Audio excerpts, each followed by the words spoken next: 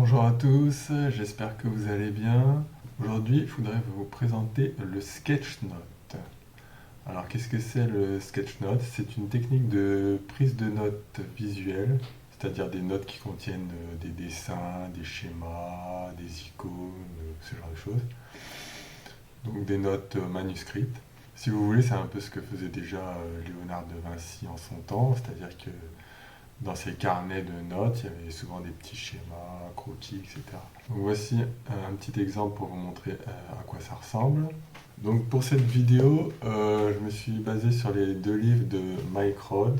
Donc Mike Rodd, c'est le créateur du Sketchnote. Enfin, créateur, c'est peut-être un grand mot, mais c'est lui qui a vraiment détaillé sa technique. Donc il a écrit deux livres. Le premier qui s'appelle Initiation au Sketchnote. Donc c'est celui-là qui vous explique vraiment qu'est-ce que c'est et comment on fait en gros. Et après, il y a le deuxième livre qui s'appelle Le guide avancé du sketchnote. Alors le guide avancé en fait c'est plutôt les cas pratiques quoi.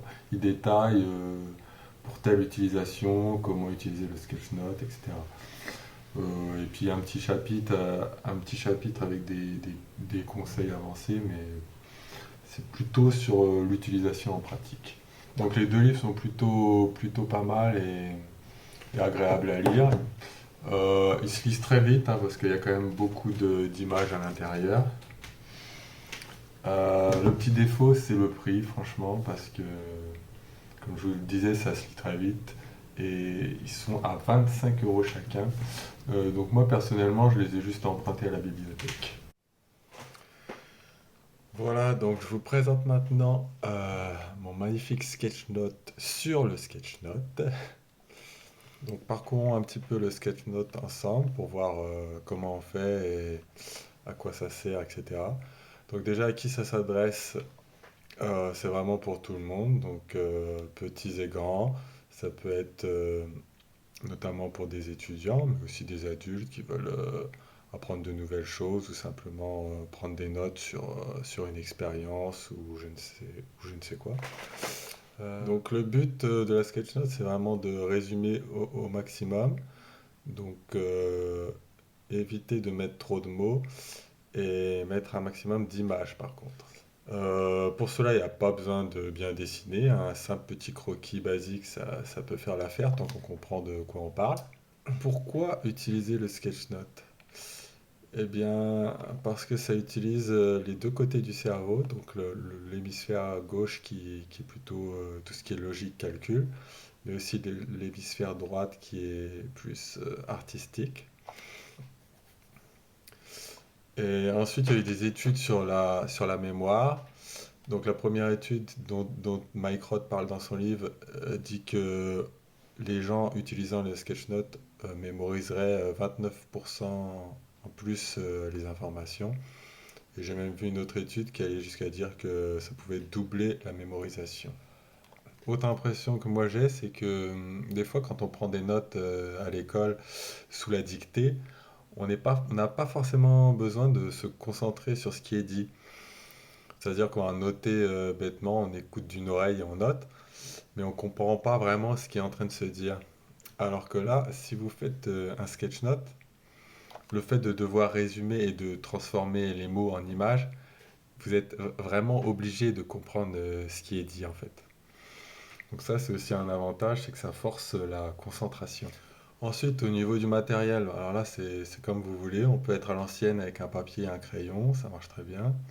Donc, je dis papier, ça peut être un carnet, le crayon, ça peut être un feutre, un stylo ou quoi que ce soit.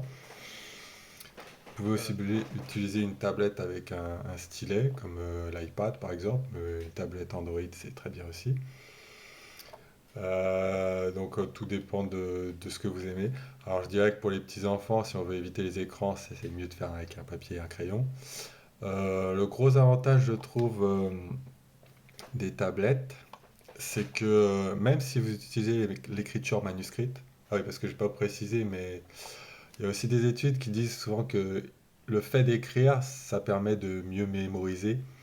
Donc c'est mieux que vous écriviez à la main que de taper sur un clavier. Euh, Donc si vous utilisez la tablette, c'est pareil, vous pouvez écrire en manuscrit avec le stylet.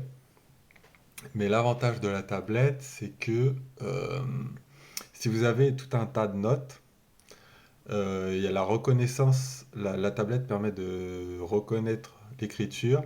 Donc je ne sais pas si j'ai 100 sketch notes différents sur toutes sortes de sujets et que je veux chercher celui-ci. Et ben quand je vais taper sketch note dans mon appli, ça va me retrouver cette note particulière parce que il a capté le mot sketch note. Donc ça c'est vraiment sympa je trouve. Ensuite, les différents formats de sketchnote. Donc voilà, là c'est le format de haut en bas, de gauche à droite. Donc c'est en fait comme on a l'habitude d'écrire à l'école, quoi. Ensuite, deuxième format, là c'est on part du centre et, et on s'étale sur les côtés. Donc c'est un peu le format que j'ai fait ici. Pour ceux qui ont vu ma vidéo sur les mind maps, bah là on retrouve un petit peu le format du mind map. Ensuite, ça c'est le format, comment dirais-je, ça c'est le format cellulaire, modulaire. Donc vous découpez, vous prédécoupez votre feuille en faisant des cases et ensuite vous notez les différentes choses dans les cases. Alors voilà aussi quelques exemples d'utilisation du sketchnote. Donc ça peut être pour prendre des notes, évidemment. On peut aussi s'en servir pour écrire des recettes de cuisine. Ça peut aussi servir pour les voyages. Donc ça, c'est des exemples du livre.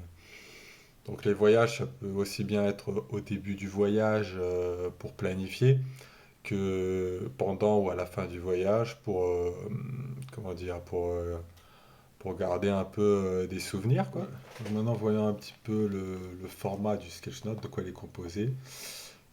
Donc il y a quand même des mots. Donc on va jouer un petit peu sur la typographie. Donc là, vous voyez que le titre, il est en gros et je l'ai fait un petit peu en 3D. Après, j'ai écrit d'autres choses en capital d'imprimerie comme ça. D'autres parties moins importantes en petit, en écriture cursive. Donc là, vous pouvez faire parler un petit peu vos talents de calligraphe. Ensuite, qu'est-ce qu'il y a? Il y a des dessins. Donc là, la tête, ça c'est la tête de Mike Rod. Et le cerveau ici, donc des dessins un petit peu élaborés, on va dire.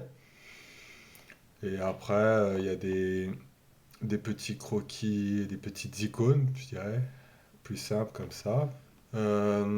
Ensuite, il y a l'utilisation de cadres pour délimiter un petit peu les informations. Donc là, c'est une forme un petit peu de nuage, ça serait plutôt un genre d'éclair. Là, un petit séparateur comme ça. Enfin voilà, après, il y a la seule limite, c'est votre imagination. Donc vous allez aussi souvent utiliser des flèches hein, pour pointer vers quelque chose. Et en gros, bah voilà quoi. Bon, et puis si vous manquez un petit peu d'imagination pour les dessins, les icônes et tout ça, n'hésitez pas à chercher sur internet, hein. Vous cherchez par exemple étudiant icône, vous allez tomber sur ce genre de petit chapeau d'étudiant là. Donc au début ça peut vous aider. Microde il conseille aussi, par exemple si vous voulez utiliser les sketchnotes dans un domaine précis, par exemple votre travail, vous pouvez, comment dire, vous pouvez préparer en avance tout un tas de croquis qui se rapportent à votre travail. Par exemple, si vous êtes dans l'informatique, bon, bah, ça peut être bien, j'imagine, de savoir dessiner une tablette, un ordinateur, ce genre de choses. Une autre astuce du livre, c'est de faire son titre à l'avance. Donc, par exemple, si vous allez voir un cours sur un sujet particulier, bon, bah voilà, vous pouvez noter le nom, le sujet, le nom du prof, la date, etc. Faire un petit dessin qui se rapporte au sujet. Ça permet de ne pas perdre de temps quand vous êtes dans la prise de notes. Donc voilà, c'est tout ce que j'avais à dire sur le sketchnote. Donc si je devais comparer un petit peu au mind map que je vous avais présenté précédemment, je trouve quand même que le sketchnote c'est plus libre quoi. Parce que la mind map c'est toujours on part du centre vers l'extérieur avec un mot par branche, donc c'est un peu plus rigide.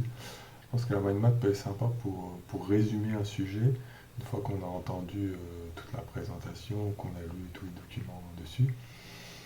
Par contre, si on veut prendre des notes au fur et à mesure, qu'on ne sait pas trop combien de temps ça va durer, combien il y a d'informations à noter, le sketchnote est quand même plus pratique, je trouve. Donc voilà, c'est tout pour moi. J'espère que ça vous a plu. Si c'est le cas, comme d'habitude, n'hésitez pas à commenter, partager, liker, vous abonner, etc. Pour les abonnés, vous devez vous dire que je sors pas énormément de vidéos. Bon, j'ai pas forcément beaucoup de temps, et puis en plus, comme c'est pas des vidéos style actualité, vlog et tout, ça demande quand même plus de préparation, je pense, parce qu'il faut quand même connaître les sujets.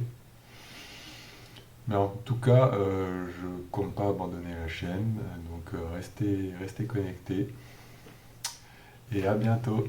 Salut!